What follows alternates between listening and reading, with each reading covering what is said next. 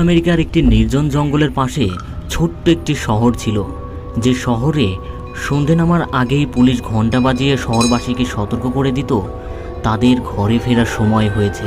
কারণ সন্ধে নামার পর সেই জঙ্গল থেকে বেরিয়ে আসতো একদল রাক্ষস এবং শহরের আনাচে কানাচে ঘুরে বেড়াতো তাদের নতুন শিকার খোঁজার জন্য। তবে শহরবাসী সেই রাক্ষসদের হাত থেকে বাঁচতে পাথরের মতো দেখতে একটি রক্ষা কবচ ঘরের দরজায় লাগিয়ে রাখত, যার ফলে রাক্ষসের দল ঘরে প্রবেশ করতে পারত না।